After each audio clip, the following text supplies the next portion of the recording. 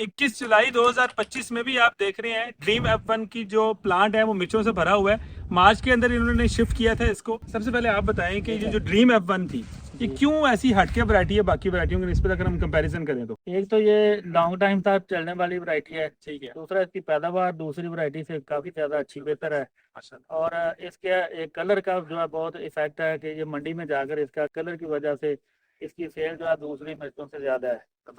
और तीसरा इसका यह है कि ये पानी का जो है इसके बर्दाश्त की सलाहियत बहुत ज़्यादा है, ज़्यादा पानी हो जाए या पासे ज़्यादा हो जाए।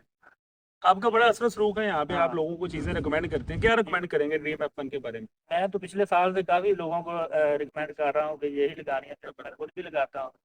इस दफ़ा जो है 3-4 दोस्तों को मैंने लगवाई है, और अगले साल इंशाल्लाह ये पूरे गांव में लगेगी। माशाल्लाह सर, इसके ऊपर अगर आप देखें तो आप जुलाई का महीना एंड होने वाला है, बारिशें बहुत ज्यादा हुई हैं, लेकिन इसके ऊपर अभी भी फ्लावरिंग आप चेक कर सकते हैं। फ्लावरिंग भी अच्छी है, इसके माशाल्लाह। अलावा मतलब इसकी फ्रूट भी आ रहा है। पोटेंशियल बहुत ज्यादा है। इसके दो फायदे हैं ना, ये सब्ज में बिक जाती है और लाल भी हो लाल जाती भी हो जाती है, जबरदस्त। देखें तो ये लाल। पिछले साल जो है ना, जिस तरह आप जुलाई के अंदर इसको खत्म करने के बाद इसका जो मेन तना था, जो रूट सिस्टम था, वो इतना बच गया था। वो मैंने आगे ना फिर गोभी में ट्रांसफर किया।